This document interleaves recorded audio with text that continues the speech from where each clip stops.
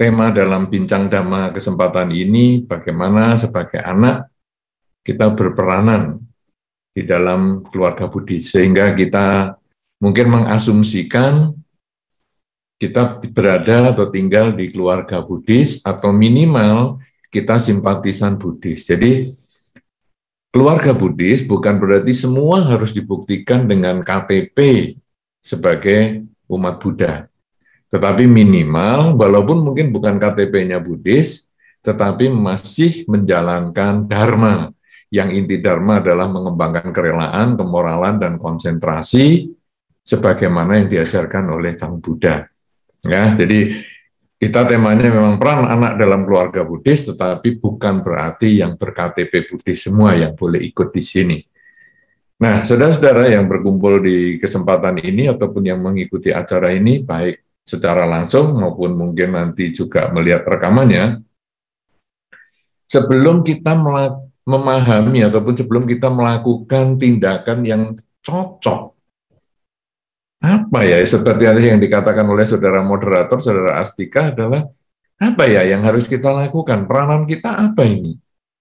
Nah, kita masing-masing, karena kita semua pasti punya orang tua, kita pasti pernah sebagai anak, atau bahkan masih sebagai anak, karena kita juga orang tua kita tetap yang ini, ayah kita ya ini, ibu kita ya itu, tapi apakah mereka sudah meninggal ataupun masih hidup, itu urusan lain, tetapi ikatan kita dengan orang tua tidak pernah terputus. Nah, sekarang kita harus melihat diri kita dulu. Kita masing-masing mengamati diri kita dulu. Kita ini sebetulnya bagaimana ya? Sebagai anak ini kita kelakuannya bagaimana? Karena kalau di dalam Dharma, manusia itu ada kecenderungannya. Jadi, kecenderungan kita, dominasi kecenderungan kita ini apa? Kalau kita sekarang mengenal bahwa sumber ataupun akar perilaku kita itu adalah ketamaan, kebencian, dan kegelapan batin, maka orang-orang atau anak-anak yang dominan karena ketamaan, biasanya dia juga, wow, hidupnya sangat serakah, sangat tamak. Kemudian kalau diajak berbuat baik, ayo kita sering ke wihara, ayo kita sering mengikuti bincang dhamma. Untuk apa? Lebih enak nonton televisi di rumah, lebih enak kita nonton film di rumah, lebih enak kita kuliner di mana. Jadi ini adalah orang-orang yang berdasarkan ketamaan, dominan ketamaan. Mungkin kita masing-masing punya. Ketamaan itu kita juga punya ya. Jadi kadang kita disuruh ke wihara, ayo ke wihara. Aduh, males mager, males gerak. Kita kadang ada seperti itu. Tetapi ini yang dominan. Jadi sepanjang waktu kalau diajak ke wihara, males. Saya nggak mau. Saya lebih senang nonton, saya lebih senang makan, saya lebih senang tidur. Ini adalah orang-orang yang dominan ketamaannya. Kita renungkan dulu, saya termasuk dominan nggak ya ketamaan saya? Nah, nomor dua adalah manusia-manusia yang dominan dengan kebencian. Jadi isinya ngeluh saja. Ya, kalau istilah sekarang apa ya? Istilahnya mungkin demanding atau apa itu istilahnya anaknya. Jadi pergi ke wihara, aduh, wihara ini males aku. Wah, cerewet terus orangnya semua, nggak suka saya. Terus kemudian, ayo ke wihara, ada ceramah itu, Bante itu, atau pandita ini, nggak mau, itu males saya dengerin dia. Kemudian nanti kalau di wihara, begitu lihat ada orang tuh, lihat itu, si A itu gayanya, wah sok sekali, duduk diam meditasi, apa itu? Wah, sok-sokan. Nah, jadi isinya kebencian terus. Belum lagi dia ngomel tentang, aduh, wihara ini kok nggak ada ini ya, kok nggak disediakan busa yang enak ya, wihara kok nggak habis kebaktian diadakan, ada minumannya, ada snack ya.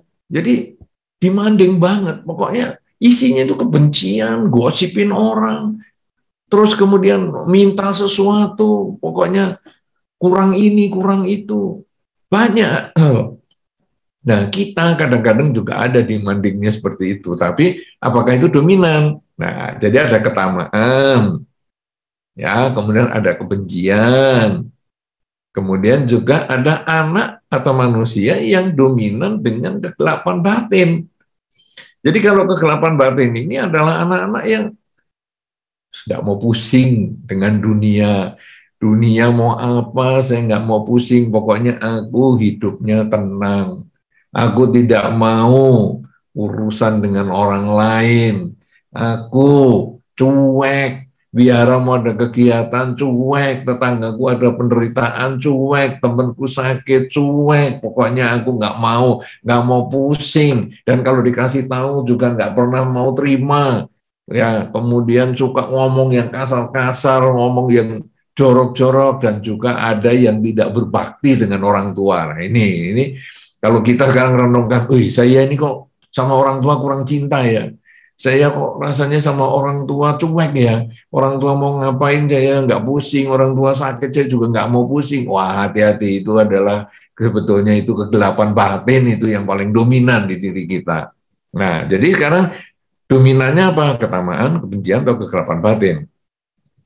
Kemudian, di dalam Dhamma disebutkan lagi, kalau tiga hal ini, kekurangannya banyak, ketamaan, kebencian, kegelapan batin. Ada satu lagi, jenis manusia yang memiliki kualitas batin yang lebih baik, ya, daripada yang dominan dengan ketamaan, kebencian, dan kegelapan batin. Jadi orang ini ketamaan, kebencian, kegelapan batinnya itu agak tipis, tidak terlalu dominan. Nah, orang-orang ini sebetulnya adalah orang yang memahami hal yang baik maupun yang buruk. Nah, nanti kalau tahu hal yang baik dan yang buruk, perilaku baik, perilaku buruk, misalnya, kalau menjalankan sila kan itu perilaku baik. Saya milihlah hidup ini menjalankan sila. Berbakti kepada orang tua itu baik. Nah, saya milihlah berbakti kepada orang tua. Merawat orang tua itu baik. Saya milihlah merawat orang tua. Nah, sebagainya. Itu sebetulnya adalah orang yang ketamaan, kebencian, kegelapan batinnya sedikit. Nah, kita hendaknya bisa menuju ke sana nih, arahnya ke ya, malam ini ataupun kesempatan ini, sehingga kita nanti selesai acara ini, apa sih peranannya saya ya di dalam keluarga Buddhis? Nah, minimal saya bisa membahagiakan orang tua. Ketamaan, kebencian, kegelapan batin saya mulai menipis ini ya. Nah, itu orang-orang yang menipis kegelapan batinnya, orang yang menipis ketamaan dan kebenciannya ini, mereka-mereka yang menjaga perilakunya. Mereka-mereka yang dalam bertindak, berbicara maupun berpikir itu mempertimbangkan perasaan orang tua, mempertimbangkan perasaan keluarga, mempertimbangkan perasaan lingkungan. Jadi nggak maunya sendiri main hajar dan lain sebagainya. Nah, ini ada 4 jenis ini yang disampaikan di dalam Dhamma.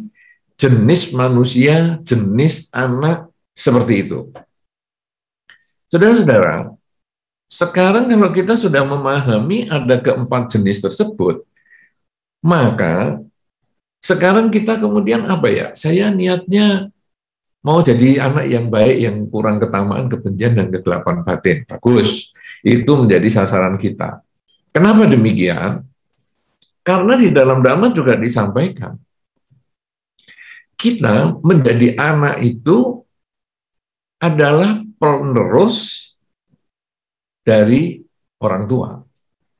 Ya, kita akan dilanjutkan dari orang tua, kemudian kita ini sebagai penerus dari orang tua, nama kita ini juga dikasih nama yang ada hubungannya dengan orang tua, misalnya dengan marga. Ya, kita ada marga tertentu. Ini sebetulnya berhubungan dengan orang tua marga kita. Misalnya si A namanya katakanlah marganya menggunakan Halim misalnya. Jadi Sulistyo Halim misalnya. Maaf kalau ada yang sama namanya, mudah-mudahan saya pilih yang saya belum pernah dengar nama ini, tapi tentu dari sekian banyak alternatif ada nama ini. Nah, ini tapi minta maaf dulu, Sulistyo Halim misalnya. Sulistyo Halim ini anak dari Pak Halim yang mungkin bapaknya namanya Teguh Halim misalnya. Kakeknya mungkin namanya Joni Halim misalnya, dan seterusnya. Jadi ada nama keluarga Halim, Halim, Halim, Halim, Halim, Halim. Nah, saudara-saudara, kalau sekarang si anak ini, misalnya Setiawan Halim atau siapa tadi, kemudian dia dominan ketamaannya misalnya. Wah, sudah pokoknya saya yang penting santai hidup, tidak mau susah. Ya, saya tidak mau kerja, males misalnya. Maka nanti orang tua ini akan dipandang negatif dengan lingkungan. Karena anaknya si Setiawan Halim ini kok males. Kemudian lingkungan mengatakan, bapaknya ini kok nggak memperhatikan ya anaknya. Anaknya males gitu kok nggak disuruh kerja. Ya kalau bapaknya hidup terus, kalau bapaknya nanti meninggal, kan kasihan anaknya. Ini bagaimana bapaknya ini? Nah, jadi bapak yang tidak tahu apa-apa ini kena karena kelakuan anak yang tidak bisa membangun nama baik orang tua. Nah, sebaliknya, kalau si Setiawan Halim ini rajin, pekerjaannya rajin, kemudian sukses, kemudian dunia spiritual juga dia maju, maka keluarga ini juga mendapat pandangan positif dari lingkungan. Lingkungan akan mengatakan, wah hebatnya orang tuanya ini, keluarga Halim memang hebat-hebat semua itu, anaknya juga baik, anaknya juga rajin, wah nggak sia-sianya orang tuanya didik. Padahal mungkin orang tuanya nggak didik-didik banget, tapi orang tua dapat nama baik. Bahkan mungkin dikatakan, aduh ini si Setiawan Halim ini bisa mengangkat nama leluhurnya, itu keluarga Halim semua, sampai kakek neneknya, sampai leluhurnya, aduh bangga banget itu punya anak yang sehebat itu. Nah, jadi kita ini masing-masing sebagai anak diikat dengan nama yang menghubungkan dengan orang tua, menghubungkan dengan kakek nenek, menghubungkan dengan leluhur dan lain sebagainya, sehingga kelakuan baik kita bisa berpengaruh dengan nama baik mereka. Bahkan kalau dulu mereka namanya kurang baik misalnya, bisa terangkat nama menjadi nama baik. Misalnya, wah anaknya baik sekali ya, padahal dulu kakeknya, bapaknya, aduh jahat-jahat sekali, jadi musuh masyarakat. Tapi kok anaknya baik. Nah, jadi ini berarti bisa terangkat dengan kebaikannya. Sebaliknya, kalau si Setiawan Halim ini misalnya tadi melakukan hal-hal yang buruk dengan perilaku, dengan ucapan, dengan pikiran, maka orang tuanya yang baik, leluhurnya yang baik ini pun dapat nama buruk. Akan dikatakan, aduh kasihan ya, kakek neneknya padahal baik, orang tuanya baik, bapak ibunya baik, kok anaknya kayak gitu. Nah, saudara-saudara, jadi kita dimanapun berada, apakah kita tinggal satu kota dengan orang tua atau leluhur kita? Apakah kita tinggal di kota yang berbeda? Apakah kita tinggal di negara yang berbeda sekalipun? Nama kita ini terbawa sampai kemana-mana sehingga perilaku kita harus kita jaga baik-baik. Nah, sekarang kalau kita sebagai anak, kita di dalam Dhamma disampaikan minimal kita punya 3 kesempatan kalau kita sebagai anak. Yang pertama adalah anak yang kualitasnya samalah dengan orang tua. Jadi ketika misalnya si Setiawan Halim tadi, kelakuannya biasa-biasa saja. Orang lingkungan akan mengatakan, ya biasalah itu memang keluarga Halim begitu itu. Sama dari kakeknya, dari bapaknya, dari anaknya, sama, tidak ada bedanya. Tapi ada juga kesempatan yang diberikan anak yang lebih rendah daripada orang tuanya. Kelakuannya, nama baiknya, sehingga aduh sayang ya si Setiawan Halim itu menjelekkan orang tuanya maupun leluhurnya. Nah, tapi ada yang ketiga yang lebih hebat lagi adalah bahwa anak menjadi lebih hebat daripada orang tuanya kalau bisa di segala bidang, tapi dari bidang yang positif.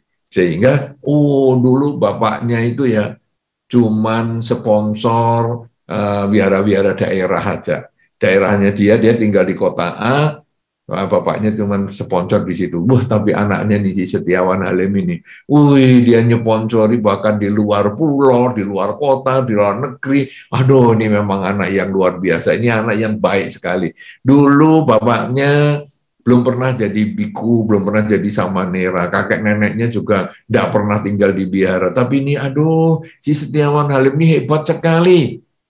Dia bisa jadi samanera sementara, malah sekarang jadi biku dan lain sebagainya. Aduh, ini memang anak jauh lebih hebat daripada orang tuanya. Nah, saudara-saudara, kita sekarang bisa memahami bahwa urutannya adalah kita ini anak tipikal yang mana? Dominan apa? Ketamaan, kebencian, atau kegelapan batin? Atau yang tipis ketamaan, kebencian, kegelapan batin? Sehingga kita punya niat untuk berbuat baik, menolong orang tua, memperbaiki nama baik orang tua. Kemudian kita juga punya 3 kesempatan sebagai anak. Apakah kita ini ya sama-sama saja? Sudahlah, prestasi orang tua segitu ya. Ya segitulah, dulu rumahnya orang tua satu, ya sekarang ya saya pakailah rumahnya orang tua itu satu aja.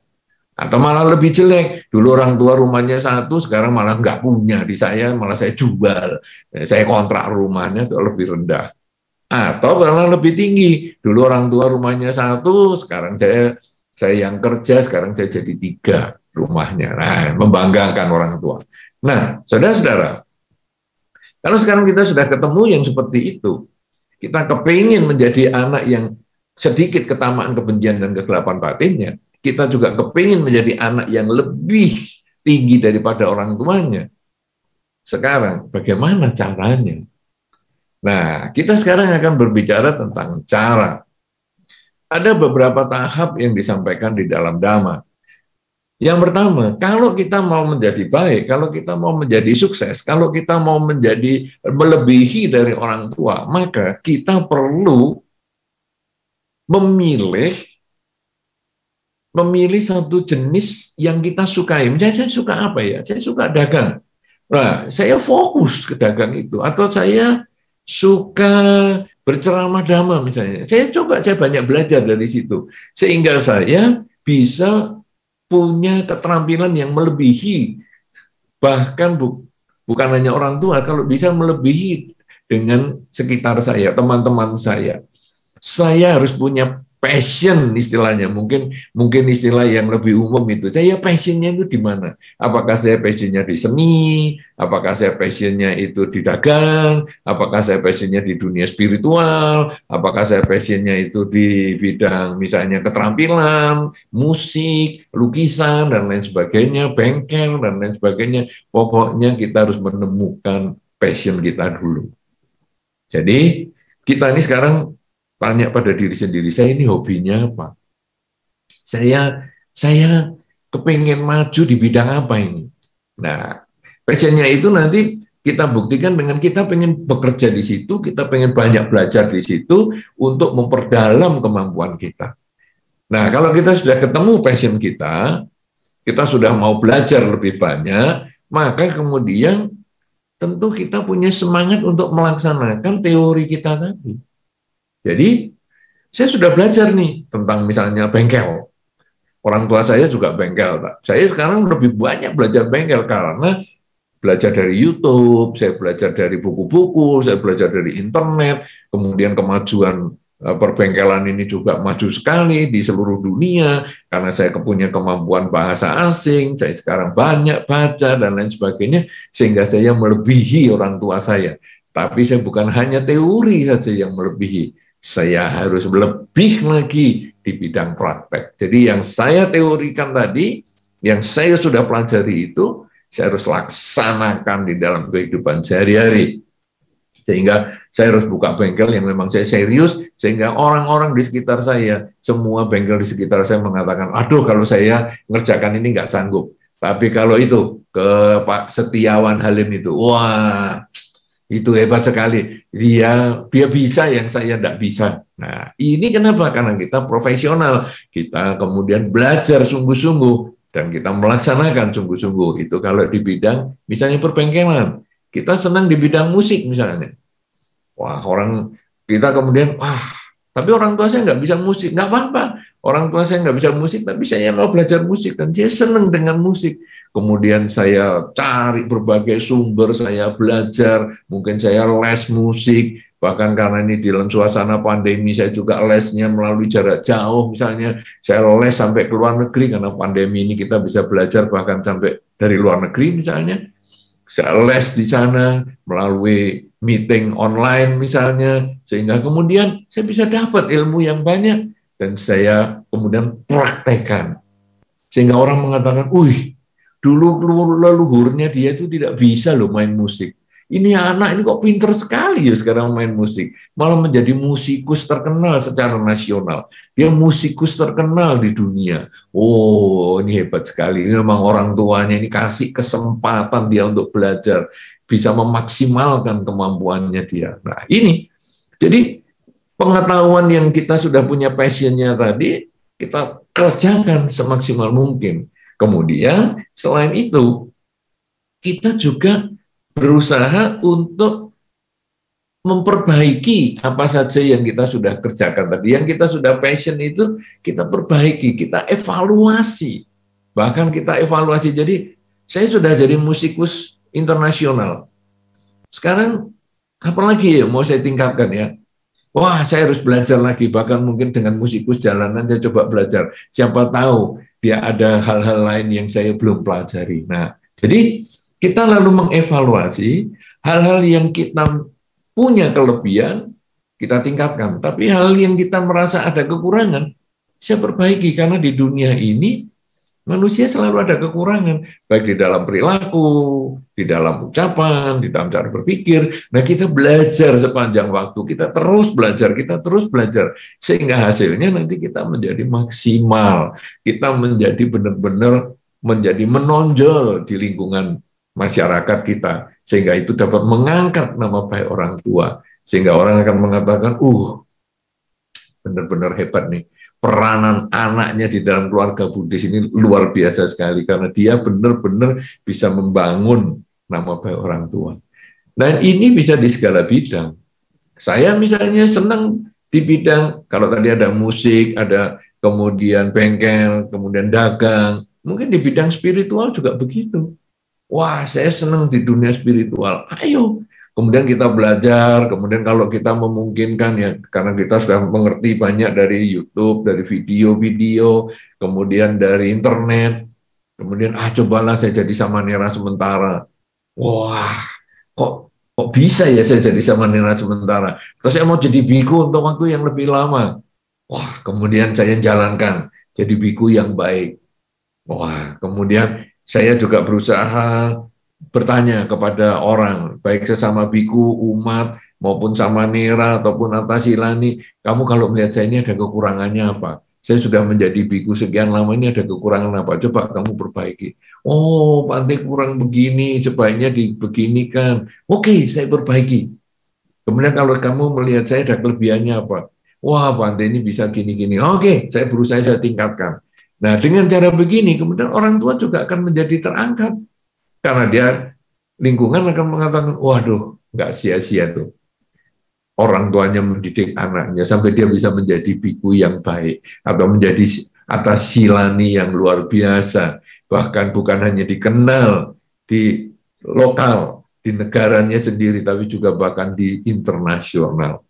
Nah, saudara-saudara, dengan cara seperti ini, maka kita bisa meningkatkan potensi diri kita masing-masing, apapun dulunya kita ini, dominannya apakah kita dari ketamaan, apakah kebencian, ataupun kegelapan batin, selama kita memahami dominasi kita itu, kita bisa kurangi sedikit-sedikit. Dulu saya tamak, saya males, oke kalau gitu saya lawan ketamaan saya ini. Dulu saya males ke biara, sekarang saya rajin ke biara. Dulu saya males bekerja, sekarang saya harus lawan supaya saya mau bekerja. Tapi kan ini pandemi, ya sudah saya kerja online misalnya, apa-apa saja. Saya bisa lakukan itu. Nah kemudian kalau dulu saya karena kebencian, saya sukanya demanding, saya minta ini, saya merasa tidak puas dengan itu. Oke, saya berusaha sekarang berlatih untuk bisa memahami, ya sudahlah, kita ini selalu bertemu dengan hal yang ada kekurangannya. Bahkan kita pun juga punya kekurangan. Sekarang saya berusaha untuk memahami, saya berusaha untuk mengerti bahwa semua orang, semua hal ada kekurangannya. Begitu kita bisa menerima itu sebagai kenyataan, batin yang isinya menuntut terus-menerus itu akhirnya tenang. Ya sudahlah, memang semua orang ada kekurangan. Yang dulunya berisi kegelapan batin, dikasih tahu nggak mau, cuek, sombong, nggak bisa dikasih tahu. Akhirnya, sudahlah, saya sekarang coba membuka diri untuk bisa dinasihati, untuk bisa lebih mudah mengerti kesulitan orang lain, memperhatikan orang lain, memperhatikan orang tua saya, dan akhirnya kita pun bisa menjadi orang yang menipis ketamaannya, menipis kegelapan batinnya, dan menipis kebenciannya. Kalau sudah begitu, maka kita bisa menjadi orang yang lebih baik dari orang tua kita bisa meningkatkan dari generasi kita ini menjadi lebih baik daripada generasi-generasi sebelumnya, dan kita bisa membangun kualitas diri yang baik dengan passion kita,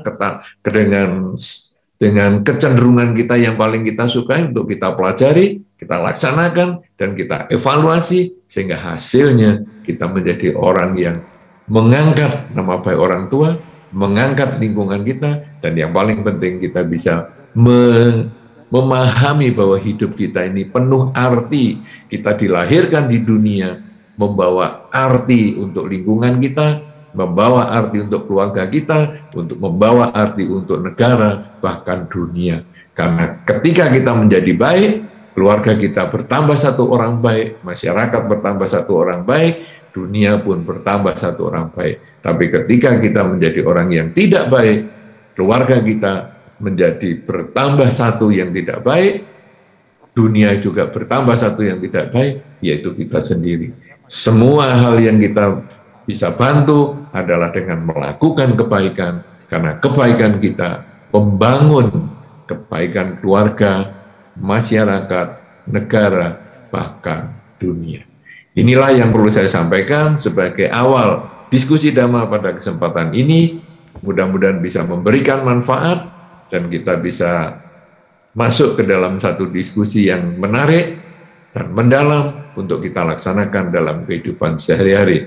Terima kasih atas kesempatannya, dan saya kembalikan kepada Saudara Astika sebagai moderator di kesempatan ini. Terima kasih. Silakan, Saudara Astika. Saya boleh ajukan satu pertanyaan Bante. Tadi Bante menyebutkan beberapa hal tentang bagaimana cara seorang anak itu bisa meraih kemajuan dalam kehidupannya. Nah, apakah sikap yang Bante sebutkan tadi, sikap mau belajar, berani mengevaluasi diri, diawali dengan menemukan potensi diri, bisa menjadi pondasi untuk peran yang lebih besar Bante? Karena setiap orang tua, demikian juga anak, pasti mendambakan kesuksesan dalam kehidupannya, di profesinya, di komunitas, bahkan seperti Bante sebutkan tadi, kepada bangsa dan negara. Apakah sikap ini dapat menjadi pondasi untuk memiliki peran yang lebih besar itu nantinya Bante? Maksud saya, apakah sikap ini yang perlu kita terus pegang untuk kita terus meningkat dari waktu ke waktu dan menjadi pondasi yang kokoh untuk kesuksesan di masa depan Bante? Ya, silakan Bante. Ya, baik. Jadi memang kita mulai tadi kan dengan passion kita. Kita kesenangannya apa? Kita punya kecenderungan apa? Hobi kita apa? Jadi kalau kita sudah punya kecenderungannya di mana, kemudian kita pelajari hobi kita itu, kita tingkatkan, supaya kita menjadi mahir dan kita laksanakan, maka ini jelas menjadi fondasi, karena ini kan senjatanya, ini kan seperti pisaunya. Nah, sekarang pisau ini mau Anda gunakan untuk apa? Memotong roti, apakah memotong tahu, memotong sayur, memotong apa? Tergantung. Sehingga kalau tadi Anda katakan, apakah ini bisa jadi fondasi? Bisa. Anda sekarang kan, misalnya tadi kalau saya contohkan kan di dunia seni, misalnya musik. Kemudian saya contohkan di dunia keterampilan, bengkel. Kemudian saya contohkan lagi, ada 3 contoh tadi, yaitu dengan dunia spiritual, menjadi biku misalnya. Nah, jadi tiga hal ini artinya hanya sebagai contoh, karena waktu kita kan singkat nih. Jadi kita sebagai contoh bahwa di mana saja dagang pun bisa. Bahwa Anda punya passion di dagang, ya pelajari ilmunya itu, kemudian tingkatkan semaksimal mungkin. Dan mau dievaluasi, bahwa kita pertama mengevaluasi diri kita dulu sendiri. Saya ini kekurangannya di mana ya? Saya punya kelebihan apa ya? Tapi sangat baik kita juga meminta orang di sekitar kita, apakah itu pasangan hidup, apakah itu teman, bahkan kalau perlu itu musuh kita, untuk mengevaluasi kita. Sehingga nanti yang baik kita akan bisa tingkatkan, yang buruk akan kita bisa perbaiki. Jadi ini benar-benar fondasi yang kita bisa gunakan di setiap segi, baik itu dagang, baik itu spiritual, maupun hal-hal yang lain, bahkan dalam pergaulan dan lain sebagainya, ini bisa digunakan. Anda senang misalnya, passion Anda di komunikasi, misalnya, nah maka Anda belajar ilmu komunikasi semaksimal mungkin. Kemudian nanti dikembangkan, dilaksanakan, dikembangkan, dan ditanyakan kepada orang, saya kekurangannya apa ya? Nah, lalu kita bisa perbaiki dan kita tingkatkan. Begitu, Saudara Astika. Oke, Wandami Bante. Selamat pagi. Selamat pagi, Bante. Sebagai anak, sebagai menantu, sebagai cucu, saya tetap melakukan pelimpahan jasa tiap hari. First question, what can I do more untuk para leluhur saya? Kedua, sebagai ibu, saya berusaha menjadi role model yang baik, tapi ternyata anak perempuan saya itu kok rasanya tata krama sama unggah-ungguhnya ketimurannya itu kurang, Bante, karena dia ya saya nggak bisa nyalain karena dia lulus SMA-nya di Amerika, kemudian kuliahnya di Jerman, sekarang udah selesai, udah master. Tapi saya tetap punya keinginan mempertahankan culture bahwa kita itu orang Timur gitu loh, Bante. At least nggak terlalu Americanized gitu loh, Bante. Apa sarannya, Bante? Thank you. Baik, terima kasih. Ini kebetulan Ibu Harita sangat semangat sekali pagi ini.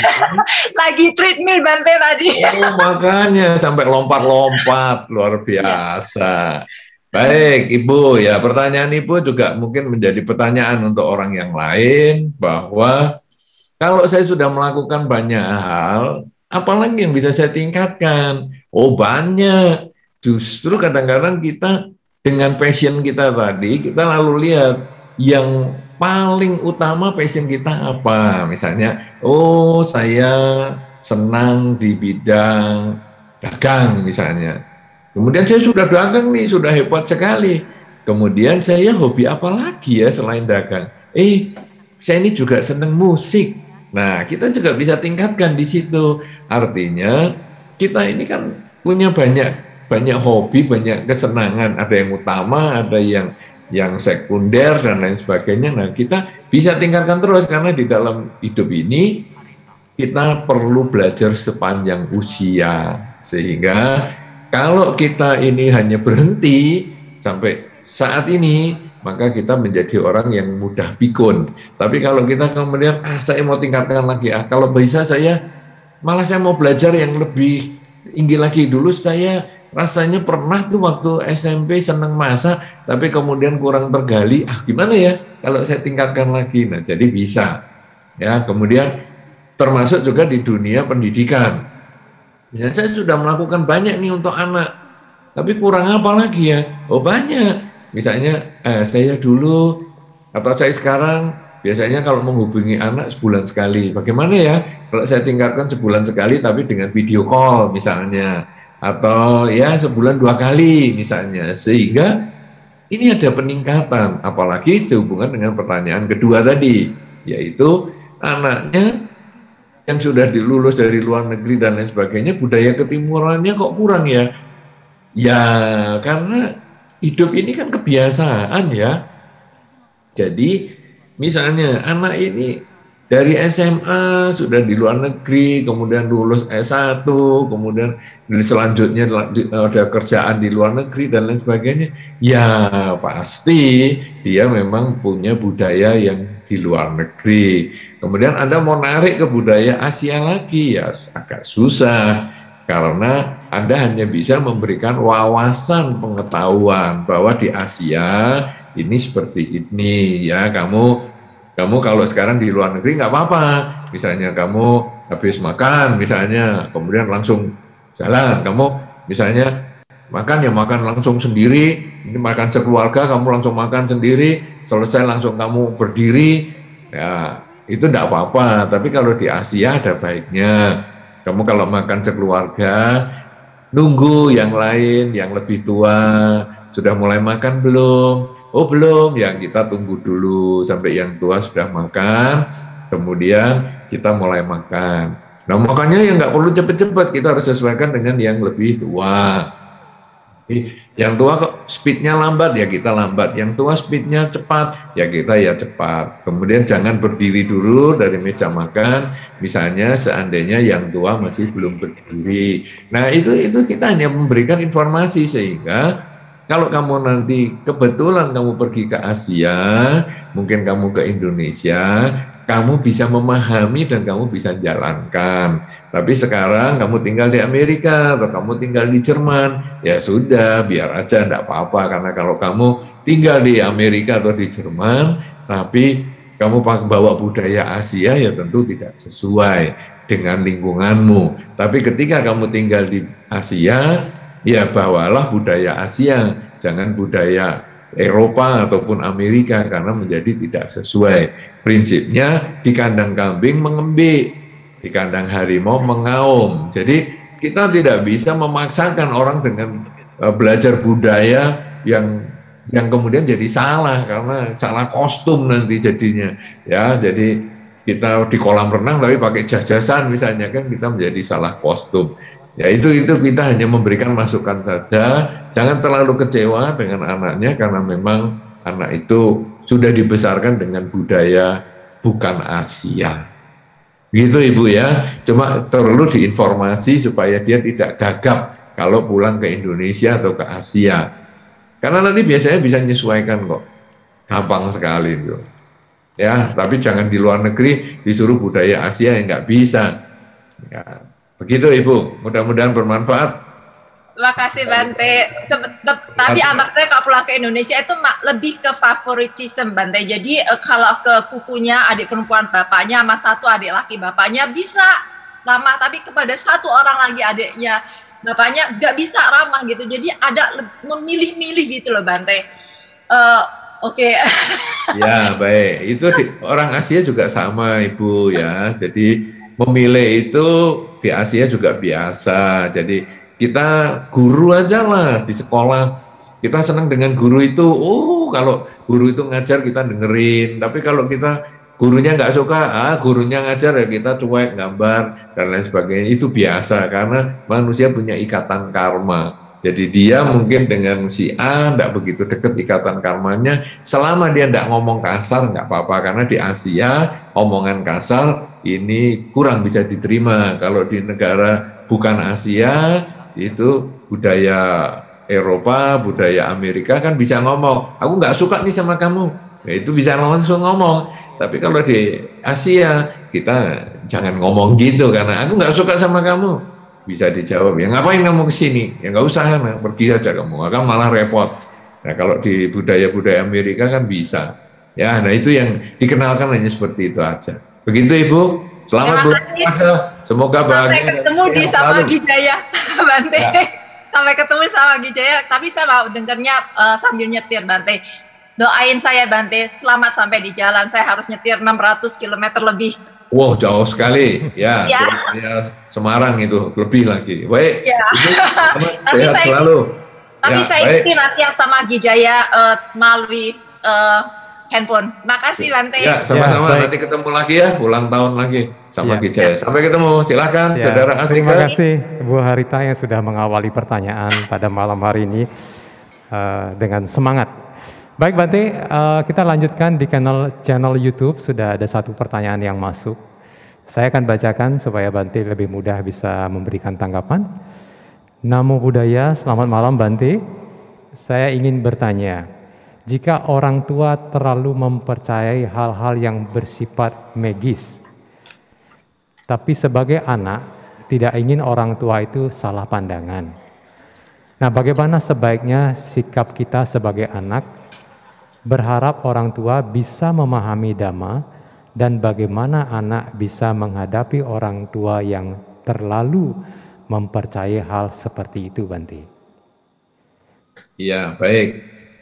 Orang tua percaya hal-hal yang mistis itu adalah wajar ya, untuk hari ini masih sering terjadi. Nah, sebetulnya sebagai anak misalnya nggak cocok, dia harus lihat posisi dulu. Saya ini anak, berhak nggak ngomong kepada orang tua. Nah, kalau saya merasa saya sudah dewasa sih, saya sebagai anak, saya sudah berumah tangga, saya bisa lah punya hak ngomong. Karena saya bukan lagi anak kecil SMP yang masih ikut orang tua. Kalau gitu gimana? Nah, cara ngomong dengan orang yang lebih senior itu adalah membuat pertanyaan, jangan membuat pernyataan. Jadi misalnya, Mama, kamu ini apa percaya sama dukun itu, omongan dukun itu? Oh iya dong, percaya omongan dukun itu cocok. Nah, setahu saya ya, kita itu kadang dengan ramalan, dengan sakti-sakti begitu, kita tuh percayanya sebetulnya cukup 50% saja. Artinya apa? Mungkin dia cocok, tapi mungkin juga tidak cocok. Jangan terlalu menganggap kebenarannya 100% daripada nanti kecewa loh, Ma. Enggak, ini pasti benar, ini gini-gini. Kemudian kita juga bikin pertanyaan lagi, bagaimana Ma kalau kita ikuti dan kita coba 3 bulan dulu, karena ini kan agak berat nih, suruh ngubah usaha dan lain sebagainya. Gimana kalau kita ngikuti 3 bulan? Kalau memang maju, ya kita lanjutkan. Kalau kita tidak maju, ya kita masih punya kesempatan mundur. Wah, nggak bisa, ini harus gini. Ya sudah, kalau orang tua sudah tidak bisa dikasih tahu sebagai anak, ya tidak bisa memaksakan kehendak, karena pemahaman orang tua mungkin ya baru seperti itu. Nah, kita mungkin bisa mengajak orang lain. Orang tua ini biasanya dengar nasihat dengan siapa? Apakah dengan kakak kita, apakah dengan kakek kita, ataukah dengan teman, atau dengan apa? Kemudian kita nitip omongan kepada orang lain. Pak, itu tolong dikasih tahu mama saya, dia itu terlalu percaya mistis, malah nanti kadang ditipu dan lain sebagainya. Kan kebenarannya 50%. Saya tidak menentang bahwa kebenarannya itu ya ada 50% itu, saya tidak menentang. Cuman kalau bisa jangan berlebihan. Dia menganggap kebenarannya 100%. Nah, jadi kita bisa lewat orang lain baik-baik. Tapi kalau sampai nggak bisa lagi, ya kita tunggu waktu yang tepat untuk memberikan nasihat kepada orang tua, ya. Karena mungkin dia percaya sekali dengan hal yang mistis itu, juga dia sudah punya latar belakang yang dia punya alasan untuk percaya, sehingga kita tidak bisa dengan mudah menghancurkan kepercayaan yang dia sudah miliki sekian lama itu. Ya, jadi prinsipnya kasih tahu boleh, tapi dengan buat pertanyaan. Yang kedua, kalau orang tua nggak nurut atau nggak bisa memahami yang kita maksudkan, cobalah minta tolong kepada orang lain yang orang tua mau dengar nasihatnya. Nomor 3, mungkin untuk sekarang belum bisa, tunda sampai waktu yang akan datang, mungkin beberapa bulan kemudian, beberapa tahun kemudian baru dikasih tahu lagi. Ya, jangan diteror tiap kali diomongi yang negatif terus, nanti orang tua akan mengatakan, kamu tahu nggak, kamu belum lahir pun aku sudah percaya beginian, jadi kamu jangan menantang saya dan lain-lain. Itu malah jadi bermasalah dengan orang tua. Begitu jawabannya. Silakan Pak Astika, ya, pertanyaan. Baik. Saya kira cukup jelas tips yang diberikan oleh Bante untuk penanya dari channel YouTube tadi. Selanjutnya ada satu pertanyaan dari Zoom, Bante, dari Romo Oscar. Ya, kami persilakan berikan waktu untuk Romo Oscar untuk menyampaikan pertanyaannya. Silakan. Namaskara Bante, selamat malam. Nah, semoga selalu berbahagia Romo, sehat selalu. Siap Bante. Pertama-tama selamat ulang tahun Bante untuk Wihara Samagi Jaya yang ke-30. Semoga Semagi Jaya selalu maju dan jaya di dalam pengabdian Buddha Sasana. Terima kasih. Yang kedua, Bante, kami sebagai anak seharusnya melakukan kebajikan maupun balas jasa kepada orang tua, Bante. Nah, tentunya walaupun kita memberikan hal-hal yang terbaik, kekayaan, rumah bagus, gendong di kiri, di kanan, selama 100 tahun, Bante, itu kan belum bisa membalas budi baiknya, Bante.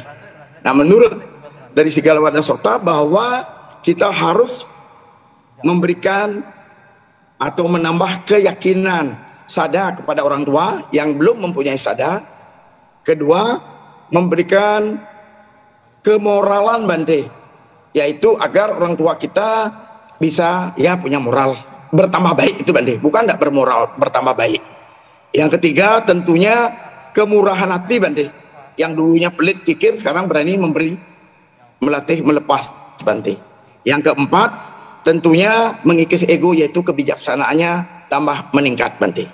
Nah, pertanyaan saya, kalau orang tua kita sudah memiliki hal tersebut melebihi daripada kita, Bante, apa yang harus kita lakukan untuk dapat balas jasa ini, Bante? Nah, ini yang perlu, Bante, kasih kiat-kiatnya, Bante. Karena orang tua sudah lebih sadarnya, dia lebih sadar daripada kita, Bante. Nah, bagaimana ini, Bante? Karena mungkin bukan saya aja, Bante, yang lain-lain ada juga demikian, Bante.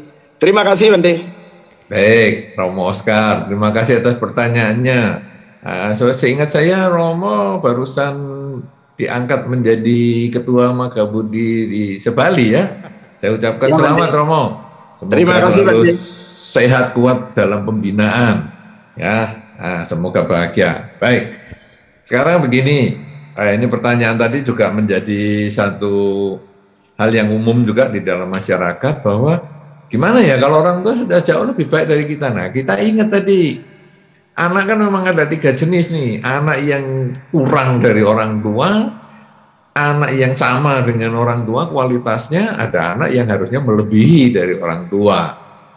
Nah, kalau kurang dari orang tua, ya ini tadi yang ditanyakan si Romo, bahwa orang tua lebih yakin, orang tua lebih berkemoralan, orang tua lebih memiliki kesempatan untuk mengembangkan kerelaan, kebijaksanaan, dan lain. Aduh, anak ini tidak bisa apa-apa. Waduh, ini anak yang betul-betul lebih rendah dari orang tua.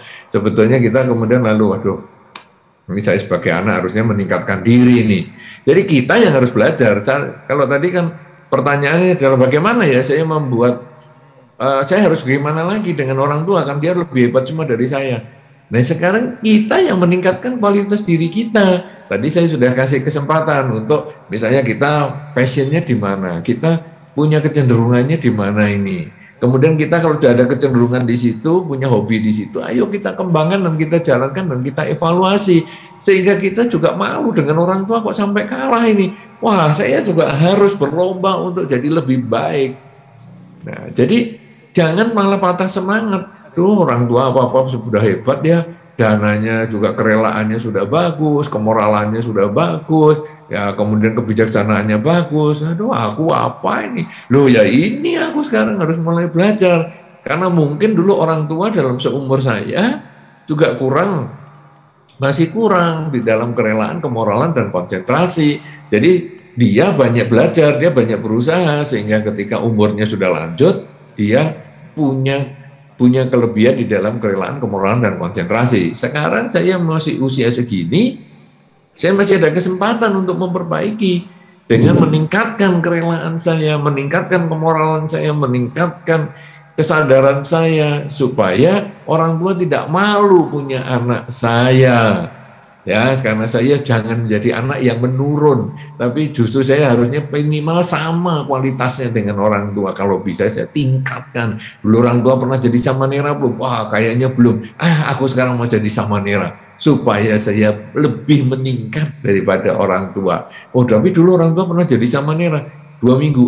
Aku sekarang mau jadi samanera 1 tahun misalnya. Jadi kita bisa melakukan hal yang bisa melebihi orang tua, tapi kita harus ada kemauan untuk melakukan itu.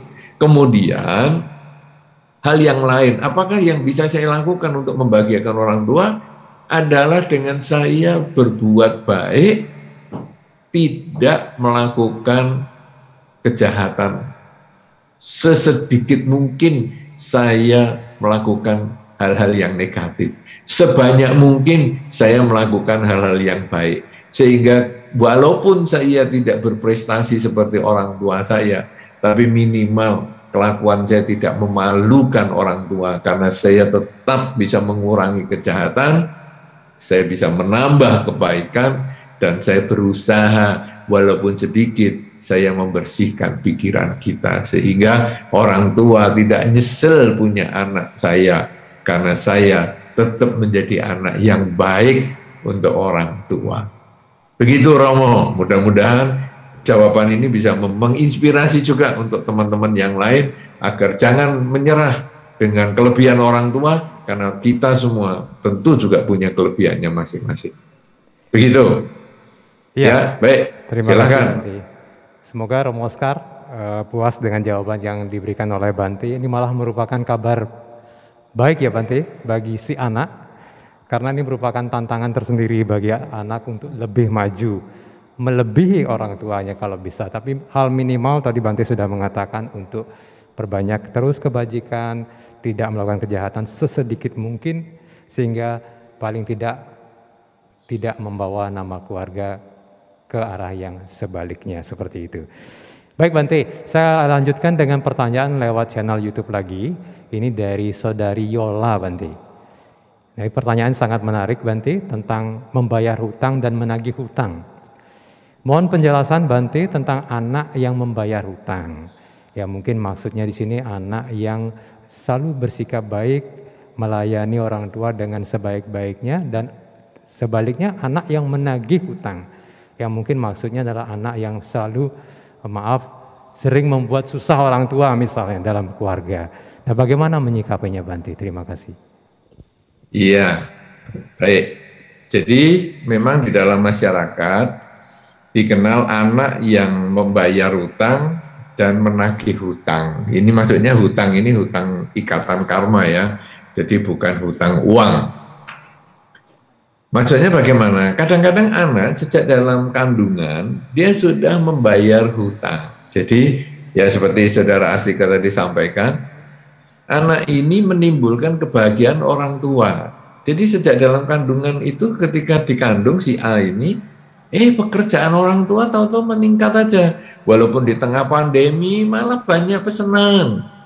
Ya, kemudian tolong antar barang ini ke rumah dan lain sebagainya. Jadi bisnis malah jadi lancar walaupun pandemi. Ini karena anak datang membayar hutang. Kemudian rumah tangga juga semakin akur. Dulu dalam rumah tangga sering ada cekcok dengan ipar, cekcok dengan mertua, cekcok dengan orang tua. Setelah mengandung anak ini, percekcokan itu menjadi minim sekali. Kemudian kesehatan juga bagus. Dulu sebelum mengandung anak ini banyak yang sakit gantian aja. Entah bapaknya, entah ibunya, entah gantian yang sakit dalam rumah. Tapi begitu mengandung anak ini, semua jadi sehat-sehat, lebih baik. Nah, jadi secara ekonomi ada peningkatan, secara keluarga juga ada peningkatan, secara kesehatan juga ada peningkatan, maka anak ini dikatakan di dalam masyarakat adalah anak yang datang membayar hutang. Dan begitu nanti lahir, anak ini juga bisa mendatangkan kebahagiaan-kebahagiaan baik di dalam pekerjaan, di dalam keluarga, maupun di dalam kesehatan. Nah, kemudian ada juga anak yang datang menagih hutang. Nah, ini dia. Anak yang datang menagih hutang itu adalah sejak dalam kandungan, begitu dia mengandung, ekonomi keluarga itu pas turun, jadi pandemi datang sehingga anak ini, kurang bisa mendapat asupan vitamin yang bergizi.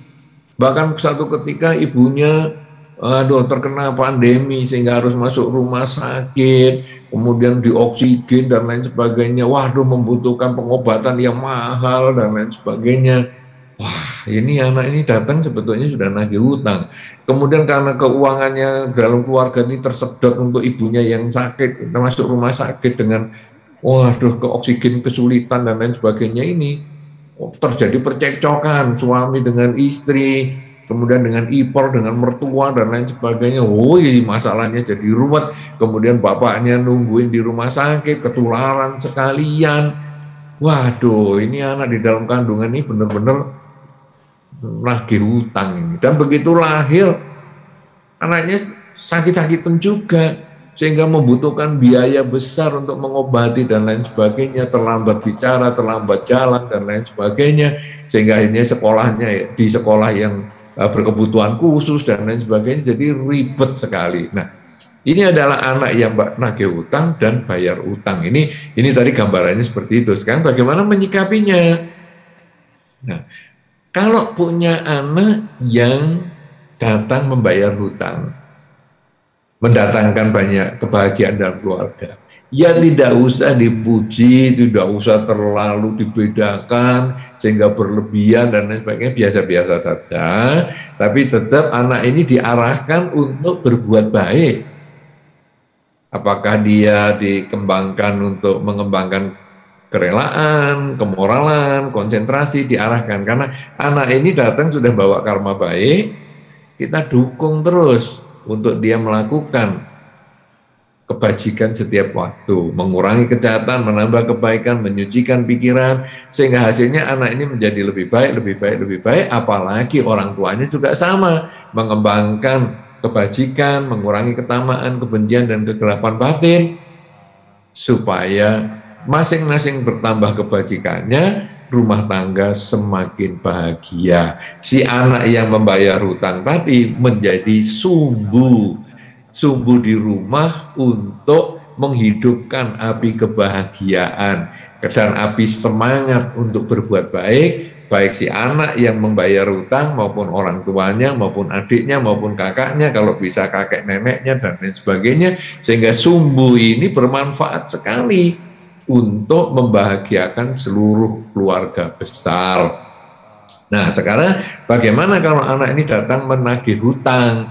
Nah, anak menagih hutang berarti dia sebetulnya punya timbunan karma buruk yang cukup juga, sehingga karma buruknya si anak, karma buruknya si orang tua bergabung, sehingga hasilnya penderitaan baik di dalam ekonomi, rumah tangga maupun kesehatan. Karena itu sekarang orang tua jangan membenci anak, gara-gara kamu lahir ibu meninggal, ya ibumu meninggal itu karena melahirkan kamu, gara-gara kamu pekerjaanku menjadi hancur, gara-gara kamu sekarang kita semua serumah tangga jadi hancur.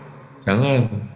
Ini semua memang harus yang kita jalani bersama. Kalau begitu gimana? Ini juga kita jadikan sumbu untuk bersemangat melakukan kebajikan.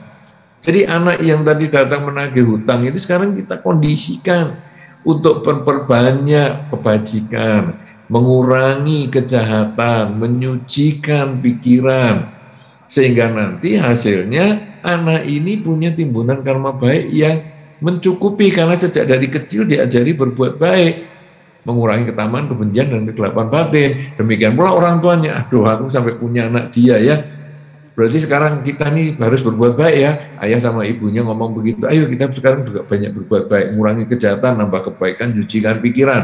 Kita jaga perilaku kita jaga ucapan kita jaga pikiran kita, supaya kita mengarahkan ke yang baik terus. Kemudian nanti adik-adiknya, kakaknya juga diajari seperti itu. Kalau bisa juga dikondisikan orang tua atau kakek nenek dari anak itu untuk berbuat baik juga, sehingga hasilnya nanti keluarga besar ini menjadi keluarga besar yang bersemangat untuk berbuat baik, dan hasilnya mungkin penderitaan dalam keluarga ini menjadi sedikit berkurang, atau malah dalam jangka panjang menjadi berubah menjadi kebahagiaan. Karena itu ketika punya anak nagih hutang maupun bayar hutang, lakukan perbanyak kebajikan, kurangi kejahatan, sucikan pikiran, karena itulah yang akan menambah kebahagiaan dalam keluarga dan mengurangi penderitaan dalam keluarga dan memperbaiki hubungan anak yang nagih utang dan meningkatkan hubungan anak yang bayar utang untuk mencapai kebahagiaan bersama. Begitu, Saudara Astika, silahkan dilanjutkan. Ya, jawaban yang lugas, Bante. Mudah-mudahan Yola bisa menangkap apa yang dimaksud oleh Bante, bahwa kuncinya adalah kembali 3 hal pokok dalam ajaran kita, yaitu selalu mengembangkan kebajikan, kurangi kejahatan, dan sucikan hati dan pikiran, seperti itu. Jadi kedua hal tersebut sebenarnya juga patut disyukuri ya Bante ya. Ya baik, kesempatan berikutnya kita berikan kepada rekan-rekan umat yang hadir di Dhammasala WBSM hari ini. Kalau ada yang ingin mengajukan pertanyaan, silakan dengan mengangkat tangan terlebih dahulu. Silakan, apakah sudah ada?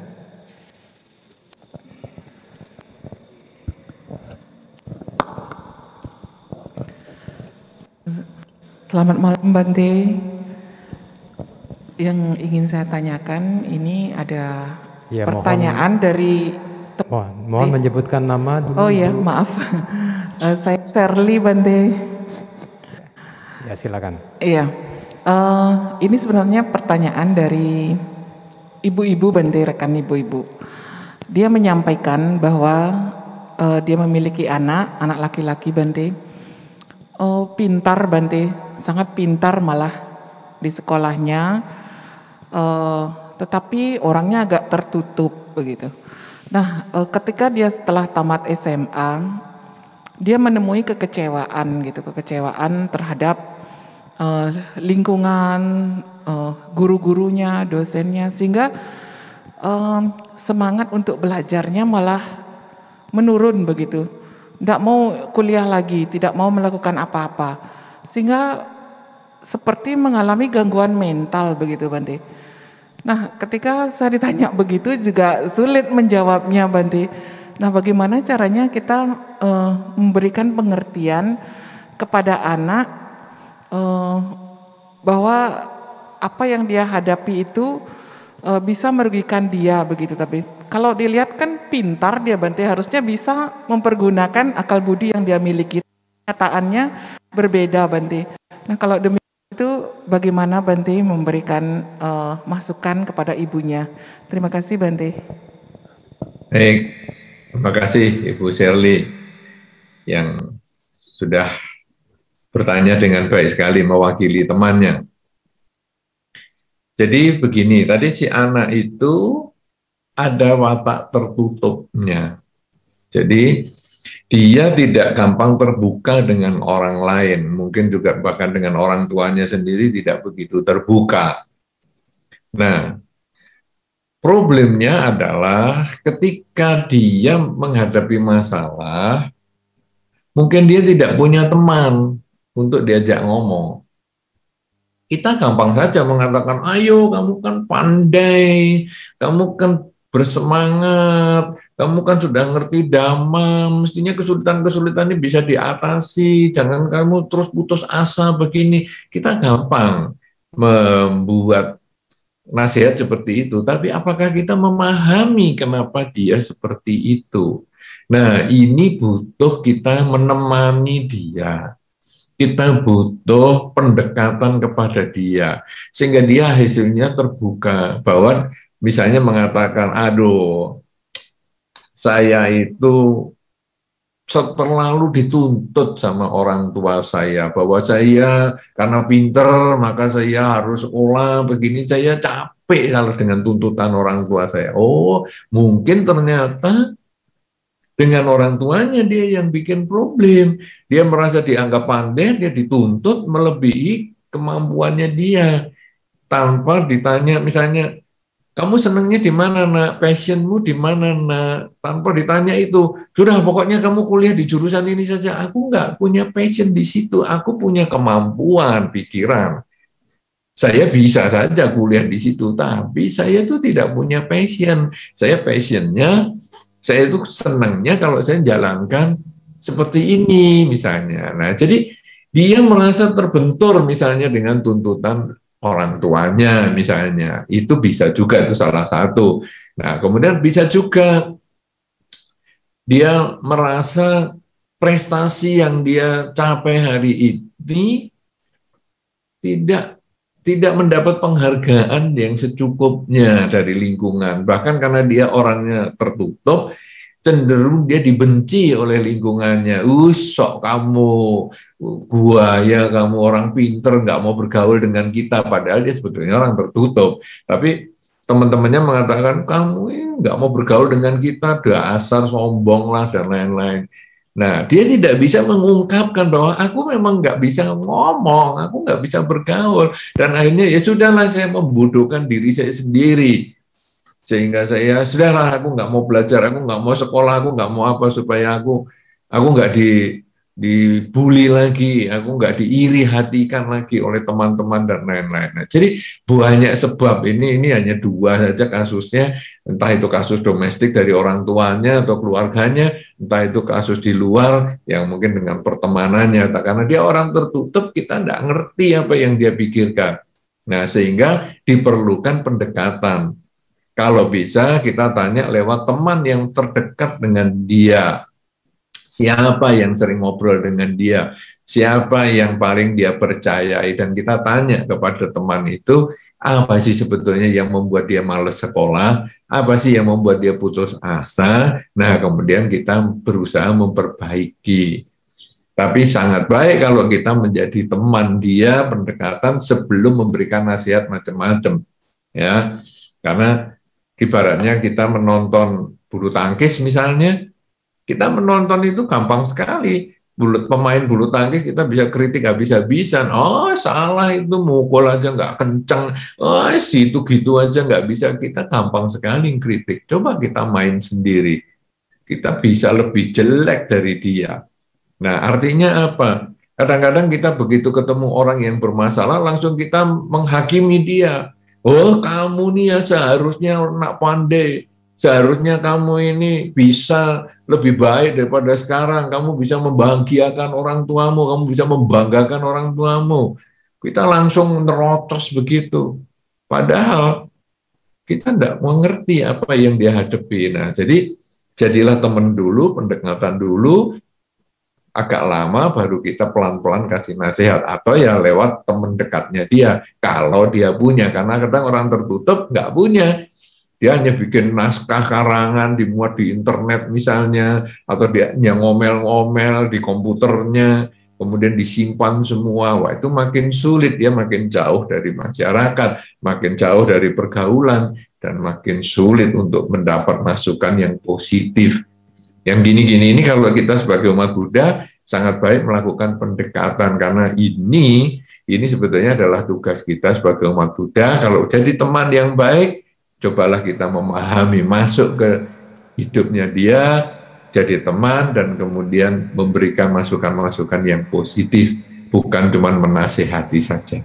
Saya kira begini, karena ini mestinya butuh waktu yang lama untuk berkomunikasi dengan anak itu. Tidak semudah ini hanya intinya saja, pendekatan dan memahami kenapa dia begitu, dari dia yang ngomong, bukan dari sudut kita. Wah, dia males lah apa, bukan, tapi apa sih dia yang penyebabnya. Dia yang ngomong, kita berusaha pelan-pelan menasihati. Begitu. Semoga bermanfaat. Silakan Pak Astika, lanjut lagi. Baik, Bante. Suatu kasus yang sangat menarik, Bante, seorang anak pintar tapi agak tertutup. Sehingga suatu ketika sangat semangat belajar turun, seperti mengalami gangguan mental seperti itu. Tadi Bante menyebutkan ada suatu tips untuk menjadi teman baik dari si anak. Nah, menyambung tentang hal ini Bante, tentu hal-hal seperti ini sebenarnya bisa dicegah kalau saja orang tua bisa menyikapi dengan baik dan bijaksana. Mungkin saya sambung sedikit Bante untuk mempertegas materi kita kali ini. Nah, sikap-sikap orang tua atau upaya-upaya apa yang kira-kira lebih diperlukan untuk mendorong anak supaya berlatih untuk mengembangkan potensinya, kemudian berperan dalam keluarga seperti yang diharapkan. Silakan Bante.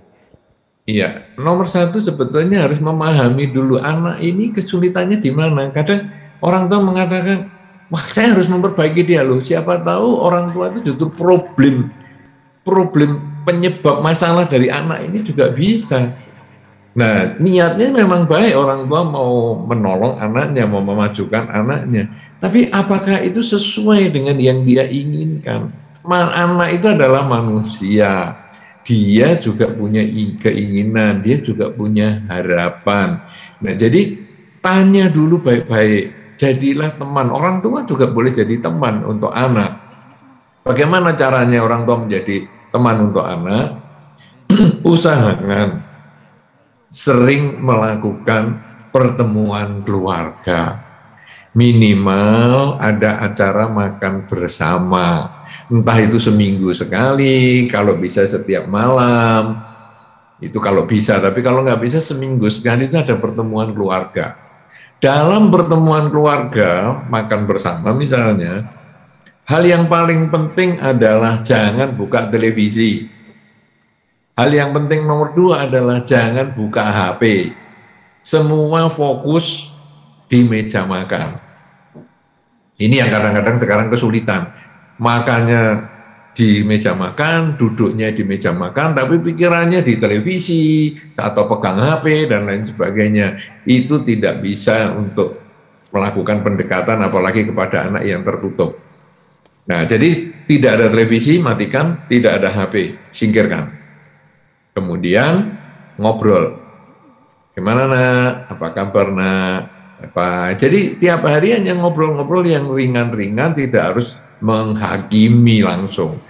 Bagaimana, sudah dipikirkan kemarin, sudah ada hobinya, bagaimana, kamu kan anak pandai, jadi terus kita yang ngasih instruksi, enggak, kita kadang harus kasih, minta kesempatan kepada dia untuk memberi masukan.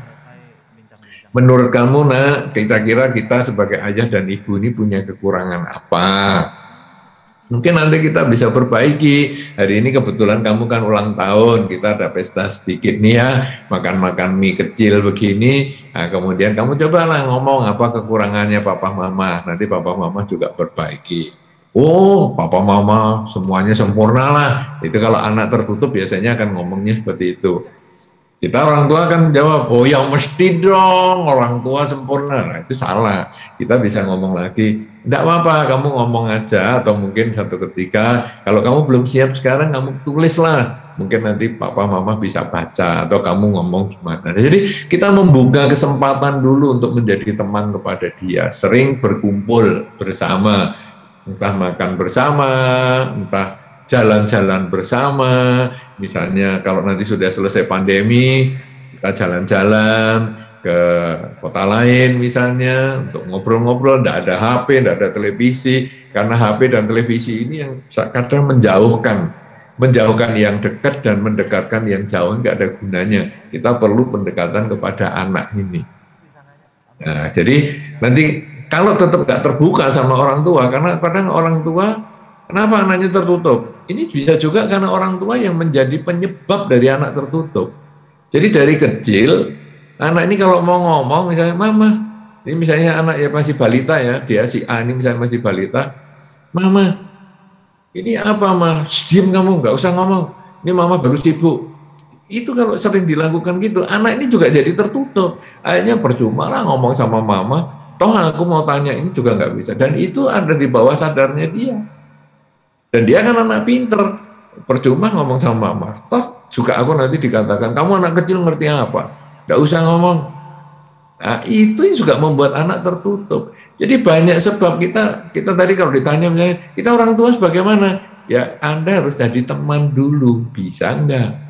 Nah problemnya kadang-kadang Anda sudah nyakiti, orang tua sudah nyakiti anak itu berapa tahun. Kadang-kadang mau jadi teman juga tidak gampang. Nah, jadi kita mencari teman dekat dia, kita hubungi orang yang bisa dekat dengan dia, entah itu adiknya, entah itu kakaknya, entah itu pamannya, entah itu temannya, atau siapa saja yang dekat dengan dia. Kemudian kita tanya, kenapa sih kok anakku itu kok tidak mau terbuka sama aku? Dulu kalau kecil, kan kalau mau ngomong keras dimarahi, dia salah sedikit dimarahi, dia ngaku mau jujur dimarahi. Misalnya, Pak, aku barusan mecahkan gelas. Ah, kamu mecahkan gelas, kamu tahu nggak gelas yang itu tuh sangat berharga sekali. Nah, akhirnya dia jadi anak yang tertutup. Karena tiap kali mau ngomong ditutup, tiap kali ngomong ditutup, akhirnya dia tertutup. Kadang-kadang sama temennya dia malah bisa terbuka, tapi sama orang tuanya dia jadi tertutup. Itu juga bisa profesional untuk membantu. Ya, jangan ngawur-ngawuran, karena mungkin dengan tenaga profesional itu nanti dia akan bisa dibimbing menjadi lebih baik. Ya, begitu, Saudara Astika. Ya, terima kasih Bante. Tidak terasa pembahasan kita sudah jauh lebih dalam, kemudian sudah menyinggung beberapa kasus juga. Ya, karena waktu yang terbatas, satu kesempatan penanya lagi Bante. Ini via Zoom dari Saudari Vivi Yono. Pertanyaan sebagai berikut Bante. Wandami Bante, saya dari Sidoarjo Bante, dari luar kota. Di masyarakat dipercaya bahwa doa ibu bisa membawa keberuntungan bagi anaknya. Apakah benar begitu Bante? Lalu kalau doa ayah, apakah juga punya kemanjuran yang sama? Kalau ortu tidak mendoakan anak-anaknya, apakah anak-anaknya berarti tidak akan menjadi sukses? Mohon penjelasannya Bante. Iya, ini pertanyaan yang unik sekali. Doa ibu kok manjur? Nah, karena di dalam masyarakat itu dipercaya bahwa ibu itu mempunyai hubungan khusus dengan anak. Karena ketika anak di dalam kandungan ibu, darah, daging, tulang, syaraf, dan lain sebagainya itu sebetulnya adalah bagian dari tubuh ibu. Sehingga ketika ibu mendoakan yang positif, itu cenderung dikatakan lebih sukses, lebih bermanfaat daripada ayah. Karena ayah perannya untuk pembentukan fisik itu sangat sedikit. Dia hanya proses pembuahan itu saja, tapi yang melanjutkan ke pembuahannya itu sampai menjadi seorang bayi, selama 9 bulan dan seterusnya, itu kan ibu. Ya, sehingga diharapkan kalau ibu marah kepada anak, jangan mengeluarkan kata-kata yang negatif.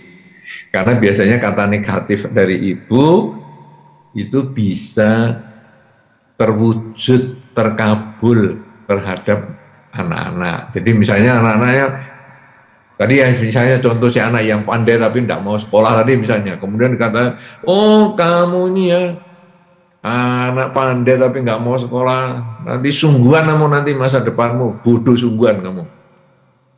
Kata-kata ibu seperti itu mungkin bisa menjadi kenyataan. Loh, tapi kan anaknya pandai, ya hari ini pandai, tapi satu ketika mungkin dia mengalami jatuh, mengalami kecelakaan, gegar otak, dan akhirnya nggak bisa mikir, atau ada bagian otak yang hilang, atau ada penggumpalan darah di bagian tertentu sehingga dia sudah tidak bisa mikir, jadi bodoh sungguhan. Ini bisa karena kata ibu tadi mematangkan, mengkondisikan karma buruk si anak itu berbuah. Tapi kalau anak itu tidak punya karma buruk yang mencukupi, memang kata-katanya menjadi kurang bermakna. Tapi kalau dia karma buruknya mencukupi, bisa terjadi. Makanya di dalam kisah-kisah di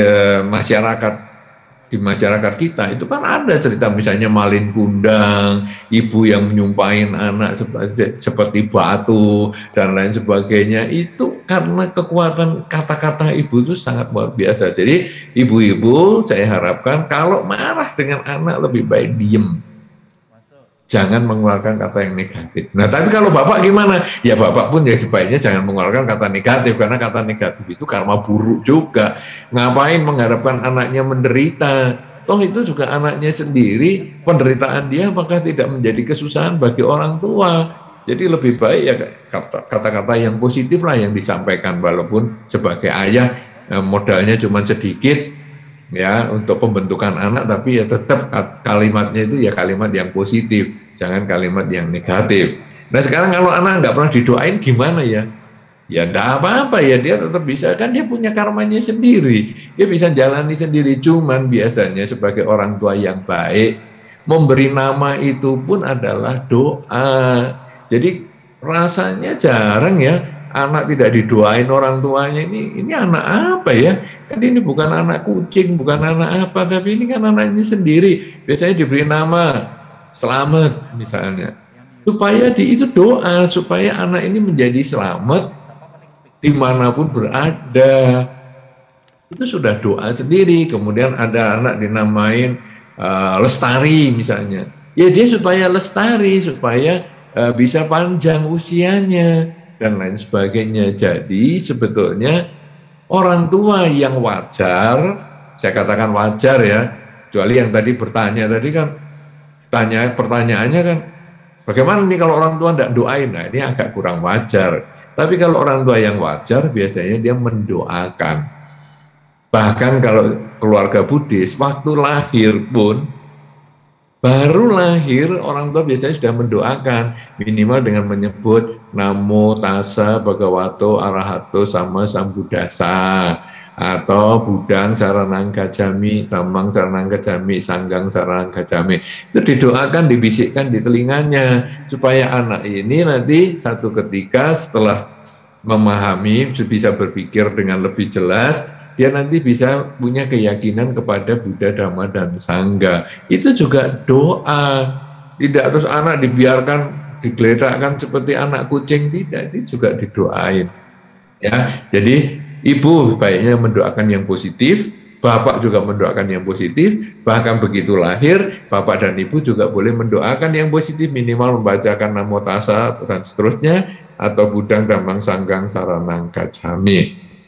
Karena itu yang akan mendukung, mendorong anak menjadi anak yang baik untuk di masa depan. Doa orang tua menjadi jalan, membuka jalan anak untuk mencapai kebahagiaan. Doa orang tua yang positif membuka jalan anak menuju ke kebahagiaan. Begitu, Saudara Astika. Jawaban pertanyaan terakhir. Terima kasih. Ya, terima kasih Bante. Sudah cukup banyak pertanyaan yang terjawab. Mudah-mudahan penanya yang lain juga punya pertanyaan yang mirip sehingga juga terjawab. Keseluruhan ada sekitar 175 partisipan Bante dari channel YouTube via aplikasi Zoom dan yang hadir fisik di Dhammasala ini. Ya, mudah-mudahan pembahasan kita malam hari ini tentang peran anak dalam keluarga Buddhis memberikan manfaat bagi semuanya, dan tidak tertutup kemungkinan dengan rekaman dari YouTube bisa kita sebarkan kepada rekan-rekan yang lain yang tidak berkesempatan pada malam hari ini untuk mengikuti. Baik Bante, karena waktu juga sudah mulai larut, sebelum saya sampai kepada resume pembahasan kita kali ini, mungkin Bante ingin menyampaikan dulu closing statement atau pernyataan penutup sebagai gongnya dari bincang dhamma kita malam hari ini, Bante. Silakan Bante.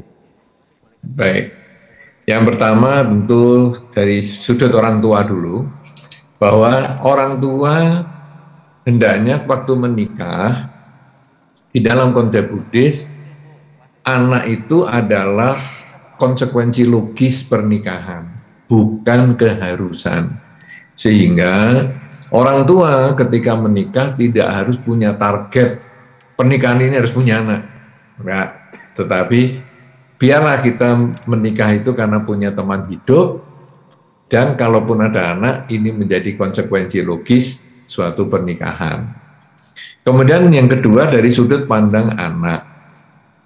Anak melihat orang tua, kemudian orang tua merawat anak, jangan dianggap itu sebagai, iya ini kan seharusnya kamu melakukan seperti itu, dan aku tidak perlu harus membalas jasamu. Enggak.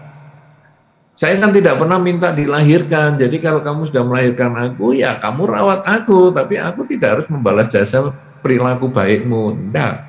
Di dalam Dhamma, kita sebagai anak harusnya merenungkan bahwa binatang pun ketika dia dikasih makan, dia bisa menjaga. Kalau binatang misalnya yang paling gampang adalah anjing, ya saya tidak menyamakan anak sebagai anjing, tapi ini sebagai contoh yang mudah kita lihat di dalam masyarakat. Binatang yang namanya anjing saja kalau dikasih makan terus, dia itu bisa menjaga yang punya, yang ngasih makan. Sehingga yang ngasih makan ketika diganggu orang, dia bisa menggonggong, dia bisa menggigit, dan lain sebagainya, menjaga. Nah, kita manusia, kita yang berbudi, kita yang bisa berpikir, bahkan kita yang mengenal dharma. Kita bukan hanya dikasih makan saja oleh orang tua, kita juga diberi pendidikan. Orang tua mengajarkan kita bagaimana sopan santun, bagaimana kita berperilaku yang layak di masyarakat dan sebagainya, bagaimana kita berbahasa dan lain sebagainya. Maka tentu kita jangan sampai tidak membalas jasa orang tua. Ya, kita punya hak untuk dirawat orang tua, tapi kita juga punya kewajiban untuk membalas jasa orang tua, membahagiakan orang tua, menjaga nama baik orang tua. Ini adalah salah satu kewajiban yang kita harus kerjakan, sehingga kita jangan hanya menuntut hak kita, tapi juga kita menjalankan kewajiban, sehingga orang tua tidak pernah nyesel melahirkan kita, karena kita menjadi anak yang berbakti, kita menjadi anak yang baik, apalagi kita menjalankan hidup sesuai dengan dharma, selalu mengurangi ketamaan, mengurangi kebencian dan kegelapan batin, untuk menambah kebajikan, mengurangi kejahatan, dan menyucikan pikiran, sehingga kemanapun kita pergi, kita menjadi anak yang baik, mengangkat nama baik orang tua, bahkan leluhur-leluhur kita. Inilah yang menjadi tugas kita, inilah yang menjadi peranan kita sebagai anak di dalam keluarga Buddhis. Semoga ini bermanfaat dan dapat dilaksanakan dalam kehidupan sehari-hari. Terima kasih.